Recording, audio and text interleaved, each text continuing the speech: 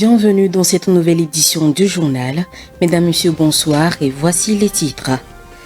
Les pays membres de la CEDEAO planchent sur l'avenir climatique de la région. C'est dans ce cadre que la ville de Lomé a accueilli la semaine dernière une réunion régionale consacrée à l'état de l'environnement et du climat en Afrique de l'Ouest. Les détails dans ce journal. L'Agence nationale d'assainissement et de salubrité publique ANASAP connaîtra bientôt une réorganisation majeure au sein de son système d'assainissement. L'objectif est d'optimiser l'efficacité des actions de salubrité publique au niveau régional. Et puis le Botswana a connu de violentes inondations qui ont tué environ 8 personnes la semaine dernière. Une catastrophe causée par le débordement d'un barrage de la capitale. Le point dans un instant. C'est tout pour les titres. Place au développement.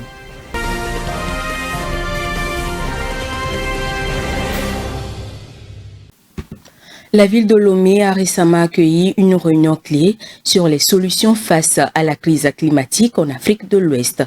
Entre engagement régional et nécessité d'actions concrètes, la CEDEAO veut transformer l'urgence écologique en priorité politique. Le commentaire est signé Honoré Kata.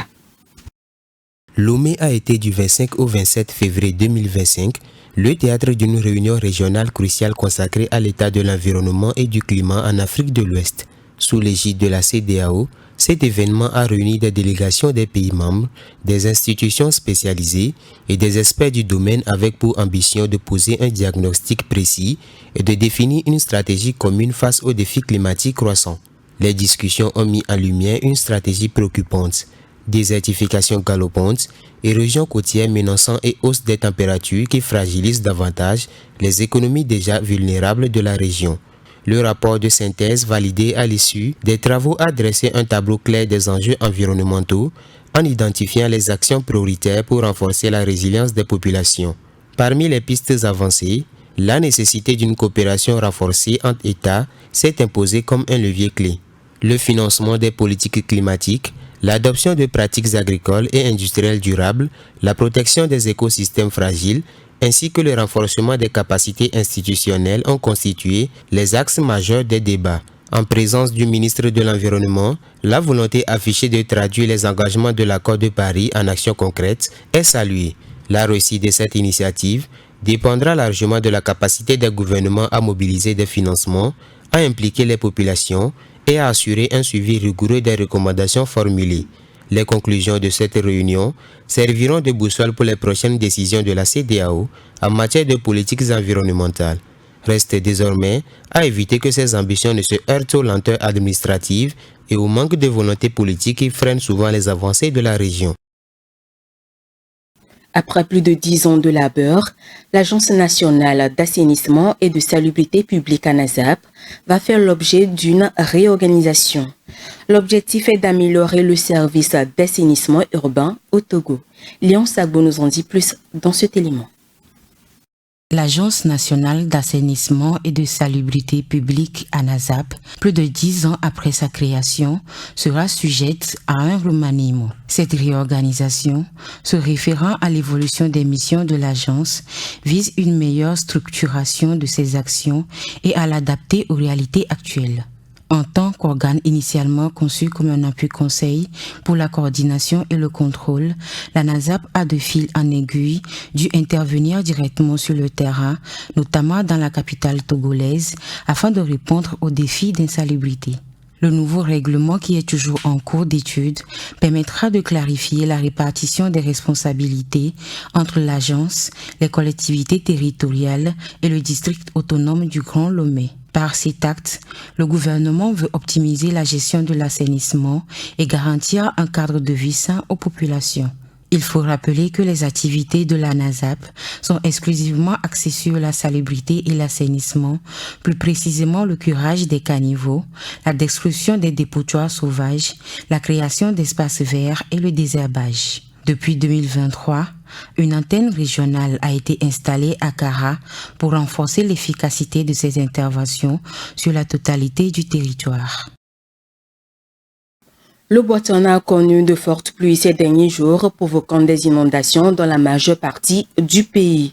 Selon les récentes annonces, le bilan s'élève à près de 8 morts et 3000 victimes. Face à la situation, le président du pays, Duma Boko, annonce une révision des infrastructures d'assainissement. Regardez.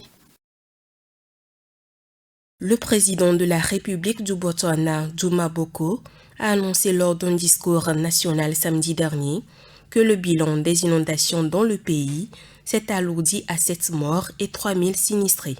Dans la capitale Gaborone, le barrage situé sur la rivière Notouane a débordé. Des voitures ont été emportées et des propriétés inondées alors que les secouristes se préparaient à de nouvelles pluies dans les jours à venir. D'après les responsables de la gestion des catastrophes, un drainage inadéquat dans les zones urbaines pourrait avoir contribué à l'accumulation de l'eau dans certaines zones bases les plus touchées.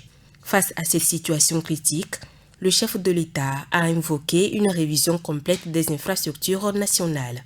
Selon le président, il est essentiel de revoir la planification des infrastructures afin de renforcer la gestion des risques de catastrophes. Pour rappel, plus de 2994 personnes ont été affectées, dont 705 enfants et 1749 personnes évacuées de leur foyer, selon les chiffres officiels. Les autorités ont temporairement fermé les écoles et bloqué les routes. Le président a exprimé sa gratitude envers les citoyens et les membres des différentes forces, y compris la police et l'armée, pour leurs efforts héroïques qu'ils ont déployés afin de sauver les personnes sinistrées. En Guadeloupe, la centrale thermique de Moule, exploitée par l'entreprise productrice d'énergie renouvelable Albioma, met fin à l'utilisation du charbon dans la production d'électricité. Cette résolution nourrit l'ambition de la politique française dans l'utilisation des ressources renouvelables. L'objectif final est d'accroître l'utilisation des ressources renouvelables en France. Rafetou Mberikou. Plus de charbon dans la production d'électricité en Guadeloupe à partir de juillet 2025. La dernière centrale thermique de Moule située en Outre-mer en France a décidé d'abandonner le charbon au détriment des énergies renouvelables. En effet, l'entreprise productrice d'énergie renouvelable Albioma va remplacer toutes les unités de cette centrale par une combinaison de biomasse locale et de granulés de bois certifiés en provenance de son usine du Canada. D'après la société, ce mécanisme permet de rejeter 200 000 tonnes de CO2 chaque année. Elle a souligné que ces émissions directes de gaz à effet de serre vont diminuer de 87% par rapport au fonctionnement actuel de la centrale. Ceci contribuera à hausser la part des énergies renouvelables dans le mix énergétique guadeloupéen, passant de 35% à 45%. Cette transition énergétique reflète l'engagement de la société Albioma dans la préservation de l'environnement. Selon une nouvelle étude, les glaciers diminueraient 2 fois plus vite qu'au début des années 2000. La planète a en effet subi depuis 2000 une perte de 7 milliards de tonnes de glace des montagnes, une fonte attribuée au réchauffement climatique. Léonce Sago. Le monde connaît depuis les années 2000 une fonte des glaciers de montagne inquiétante à cause du changement climatique. D'après une nouvelle étude, cette perte a été 2 fois plus rapide, soit 600 milliards de tonnes seulement en 2023. Dans l'Alaska, la fonte est rapide, tandis que dans les Alpes, les plus petits glaciers diminuent proportionnellement. 500 gigatonnes par an de perte de masse des glaciers, cela semble incroyable aujourd'hui, mais cela pourrait sembler tout à fait normal dans 10 ans. Je pense que les glaciers de montagne, dans leur ensemble, peuvent basculer dans une perte collective de glace assez rapidement. Au cours des 24 dernières années, les glaciers d'Europe centrale ont perdu le plus élevé de pourcentage de glace que toutes les autres régions, soit une diminution de 39% par rapport à l'année 2000. L'inconvénient est que cette fonte d'eau contribue à l'élévation du niveau de la mer. L'une des conséquences malheureuses du changement climatique est que les glaciers de montagne, en particulier dans les zones urbanisées comme l'ouest des États-Unis ou les hautes montagnes d'Asie, où vivent de nombreuses personnes, fondent actuellement plus qu'ils ne le devraient, ce qui explique que leur masse diminue, ce qui signifie qu'ils contribuent davantage à l'approvisionnement local en eau qu'ils ne le feraient en temps normal. Les gens pensent donc qu'ils souffrent d'un manque d'eau, mais les glaciers fondent plus que prévu. Mais dans un avenir peut-être pas si lointain, ces glaciers commenceront à réduire leur contribution. Beaucoup de régions, à l'instar de l'ouest des États-Unis, bénéficient actuellement d'un apport supplémentaire d'eau qui provient de la fonte rapide de ces glaciers. Mais cette situation ne sera plus bientôt la même au fur et à mesure que les glaciers fondront au-delà d'un point de non-retour. Plus de 3 mois après l'échec des travaux de la COP16 sur la biodiversité à Cali en Colombie, les États parties ont finalement trouvé un consensus la semaine dernière à Rome en Italie. Découvrons ensemble le contenu de cet accord avec Vivas Amana. C'est un succès qui vient couronner la session de rattrapage de la COP16 sur la biodiversité. 4 mois après l'échec des négociations à Cali en Colombie, les pays signataires de la Convention des Nations Unies sur la biodiversité sont parvenus à un compromis autour d'une feuille de route d'ici 2030. C'est au siège de la FAO à Rome que les délégués de 150 pays ont trouvé le consensus pour augmenter les financements alloués à la préservation de la biodiversité qui s'effondre sur la planète à cause des pressions humaines. Ce succès des négociations est salué par la ministre colombienne de l'Environnement et présidente de la COP, Susana Muhammad. Elle déclare que cet accord donne des bras, des jambes et des muscles à l'accord de Kunming-Montréal sur la biodiversité adopté en décembre 2022 au Canada. Ce dernier prévoit notamment qu'à l'horizon 2030, les pays du monde protègent 30% des terres et des mers sur le globe et restaurent au moins 30% des écosystèmes dégradés. Pour combler le déficit d'argent nécessaire afin de remplir ces objectifs, les pays réunis dans la capitale italienne ont établi une feuille de route de 5 ans pour évaluer et améliorer les instruments financiers et décider en 2028 s'il faut créer ou non un nouveau fonds. Les négociateurs ont aussi adopté les modalités selon lesquelles les efforts des États pour protéger la nature seront évalués au niveau mondial lors de la prochaine COP prévue en Arménie en 2026.